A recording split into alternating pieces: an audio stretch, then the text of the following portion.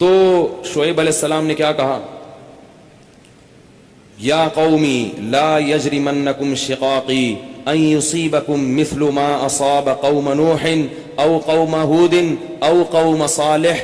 اے میری قوم، تو اچھا اس قوم کو بھی واقعات معلوم تھے، اس آیت سے پتہ چلتا ہے. اے میری قوم، ایسا نہ ہو کہ جو عذاب نوح علیہ السلام کی قوم پہ آیا جس کا تمہیں پتہ ہے، یا جو عذاب قوم ہود پر آیا، یا جو عذاب قوم صالح پر آیا، ایسا نہ ہو کہ وہی تم پر بھی آ جائے. اور یہ بھی کہنے لگے وما قوم لوط منکم ببعید، لوط علیہ السلام کی قوم تو بہت قریب ہے تم سے، جا کے دیکھ لو ان کے حالات، وہ تو ابھی ماضی کا قریب کا قصہ ہے. وَيَا قَوْمِ لَا يَجْرِمَنْ وَيَا قَوْمِ اسْتَغْفِرُوا رَبَّكُمْ ثُمَّ تُوبُوا إِلَيْهِ. اے میری قوم اعتراضات چھوڑ دو، استغفروا ربکم، رب سے توبہ استغفار کرو. دیکھو وہ لوگ استغفار کا مطلب سمجھتے تھے، ہم لوگ استغفار کا مطلب نہیں سمجھتے. جب شعیب علیہ السلام نے کہا استغفار کرو تو ایسا تو ان کے لیے تو بڑا آسان تھا، ایک تسبیح استغفار کی صبح پڑھ لیتے، ایک تسبیح شام کو پڑھ لیتے. کہتے اتنی سی بات ہے تو ہمیں تو نماز پہ ویسی کوئی اعتراض نہیں، تو استغفار کی ایک تسبیح پہ کیا اعتراض ہوگا. وہ سمجھتے تھے کہ استغفار کا مطلب ہے گناہ سے توبہ، جو ڈنڈی مار رہے ہیں یہ چھوڑیں اور پھر اللہ سے توبہ کریں.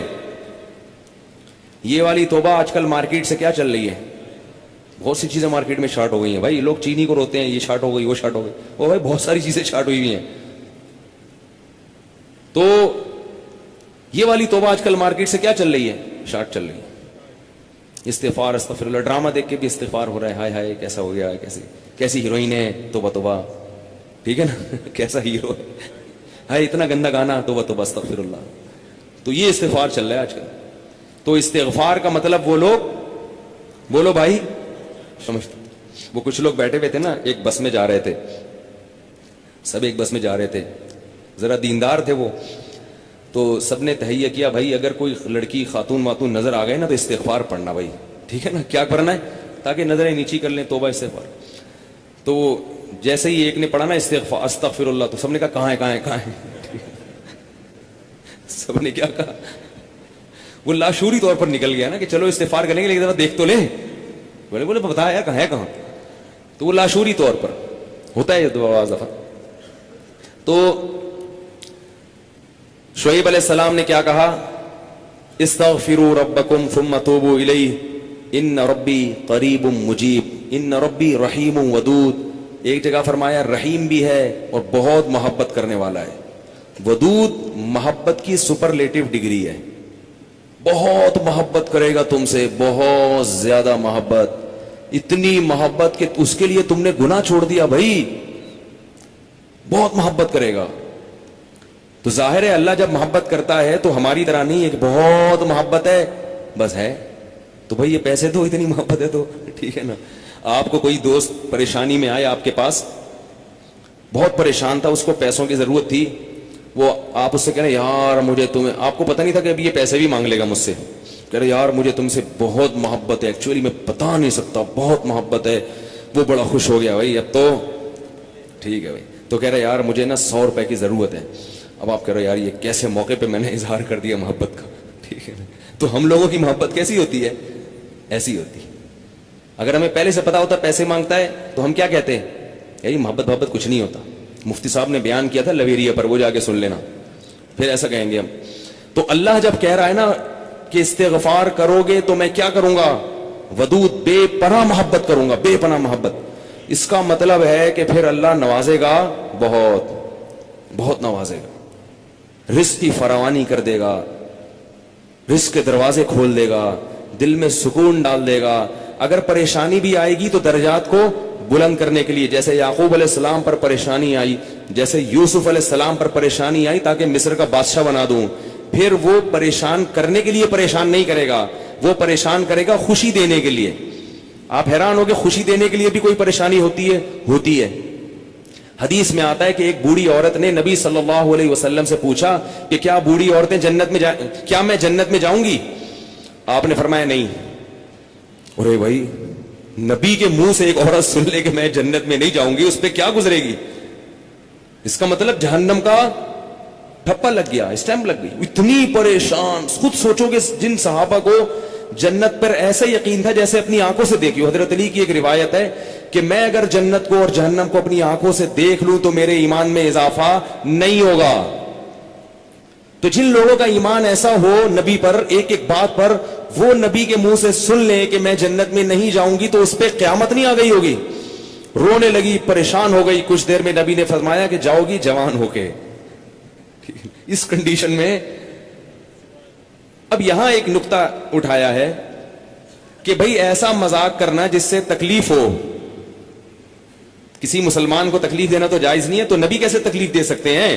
اتنی تکلیف میں ڈال دیا بیچاری کو. تو اس کا جواب یہی ہے کہ بعض دفعہ تکلیف کسی بہت بڑی خوشی کا پیش خیمہ ہوتی ہے. نہیں آئی بات؟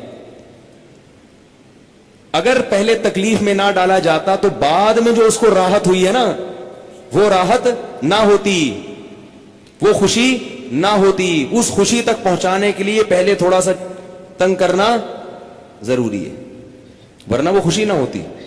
تو اللہ بھی اگر اپنے نیک بندوں کو پریشان کرتے ہیں تو وہ پریشانی کسی بہت بڑی کامیابی کا پیش خیمہ ہوتی ہے, پیش خیمہ ہوتی. پھر اس میں تسلیاں بھی ملتی رہتی ہیں ان کو. تتنزل علیہم الملائکہ اللہ تخافوا ولا تحزنوا, فرشتے ان کے دلوں پہ نازل ہو کے خوشخبریاں دیتے ہیں کہ غم نہ کرو, خوف نہ کرو, بس یہ پریشانیاں دور ہونے والی ہیں, جنت کی نعمتیں ہیں. بعض دفعہ تو دنیا میں بھی بہت بڑی کامیابی مل جاتی ہے.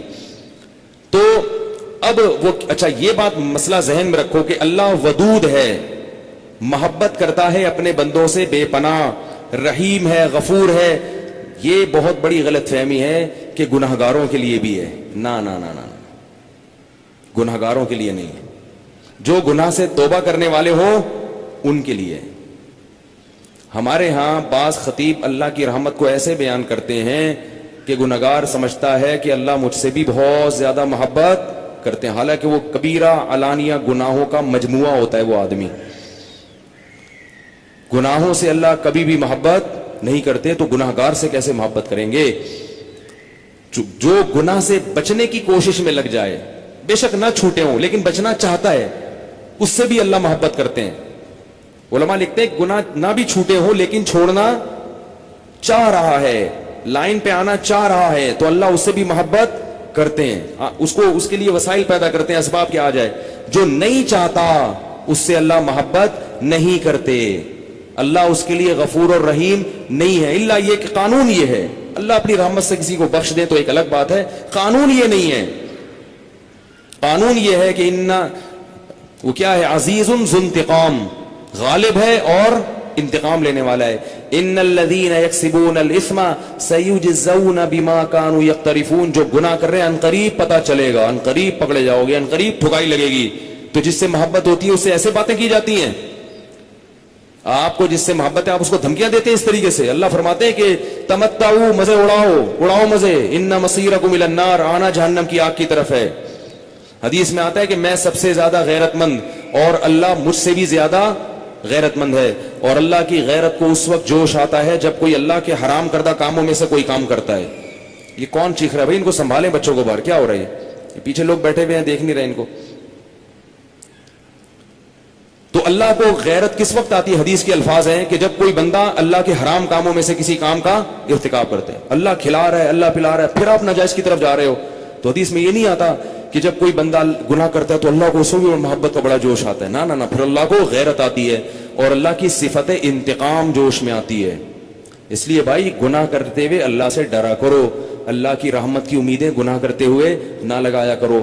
ایسا نہ ہو کرنے کے دوران کوئی چھت گر جائے, زمین پھٹ جائے. بنی اسرائیل نے گناہ کیا تھا نا, ہفتے کے دن اللہ نے منع کیا شکار مت کرو, انہوں نے کر لیا, تو کیا اللہ بڑا غفور رحیم, اللہ نے معاف کر دیا فوراً. رات کو سوئے ہیں تو صبح کیا ہوا ہے, بندر اور سور جیسی شکلیں بنی ہوئی تھی. اللہ ہم سب کو محفوظ رکھے.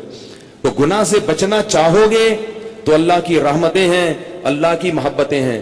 گناہ سے بچنے کا ارادہ نہیں کرتے تو پھر جہنم ہے, پھر جنت نہیں ہے. سمجھ رہے ہو کہ نہیں سمجھ رہے بھائی؟